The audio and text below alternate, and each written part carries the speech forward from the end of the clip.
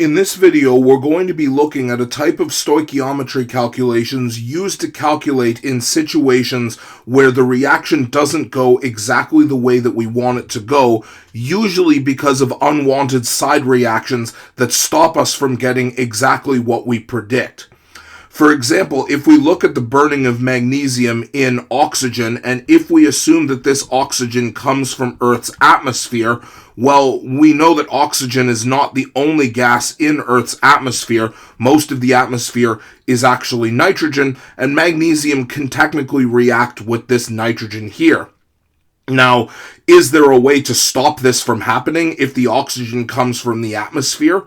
Well, not really. You can't just get rid of all of the nitrogen in the atmosphere, and you can't just make the atmosphere 100% oxygen, which, by the way, would kill all life on Earth. But that aside, since there is no way to prevent this unwanted reaction, we have to assume that some, but not all of this magnesium is going to react with nitrogen instead of oxygen, meaning that the amount of magnesium oxide produced is not going to be exactly what we calculate.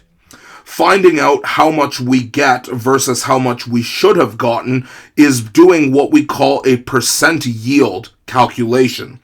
So the first step in calculating the percent yield of a reaction is to determine what we call the theoretical yield. The theoretical yield is the amount of a product that we expect to get from the reaction, and from this we compare it to the actual yield, which is always determined experimentally. So in short, the theoretical yield is the amount that we have calculated that we expect to get, assuming the reaction works perfectly and there are no side reactions, but the actual yield is the number that we have actually measured from an actual experiment. So if we do the percent yield calculation in this case, the first thing we would do is calculate the theoretical yield by starting with 3.75 grams of magnesium and finding out how much magnesium oxide we would expect to get. So this is a fairly standard stoichiometry calculation, so the first thing we need to do is convert the mass of magnesium into moles, so let's find the molar masses. Magnesium's molar mass is 24.31 and oxygen's molar mass is 16, and that should be all the information that we need. Let's divide our mass of magnesium by the molar mass of magnesium, so 1 mole over 24.31 grams, and that tells us the amount of moles of magnesium that we would have.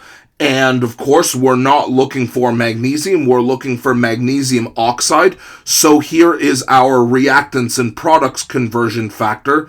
Again, because the coefficient of magnesium and the coefficient of magnesium oxide are the same.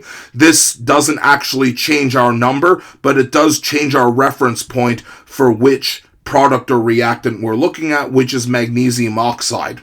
Next, again, we're told to find out what the theoretical mass of magnesium oxide is. So let's calculate the molar mass so that we can multiply it by our moles of magnesium.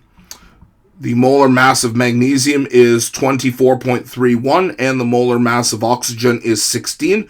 Let's do a little quick arithmetic to find that our molar mass of magnesium oxide is 40.31 grams per 1 mole. So here we can see moles cancel, and that tells us that our mass of magnesium, if you put this into your calculator, comes to approximately 6.22 grams, again rounded to 3 significant digits. Now, this is our expected yield, or our theoretical yield. So if we want to calculate percent yield, we need to take this number and divide it with the amount of magnesium oxide we actually got, which is 5.62 grams of magnesium. Again, this is our actual yield, and then we're going to divide that by 6.22 grams of magnesium oxide, which is the amount that we expect to get, assuming that our reaction works perfectly. And if we multiply this by 100, we would express it as a percent. If you put this into your calculator, this number comes to approximately 90.4%, which is pretty good. Now, what that means is that if we assume that we were to get 6.22 grams of magnesium oxide if no side reactions and no unwanted reactions occurred, what this means is that of that total that we could have gotten, we got 90.4% of that, which again is pretty good. That means that we only had less than 10%, so 9.6% of the magnesium was wasted in an unwanted side reaction. In the next video, we're going to look at situations where instead of only be given one quantity of a reactant, we're actually given two quantities, one quantity of each of the reactants in a reaction, and look at the complications that causes in stoichiometry calculations.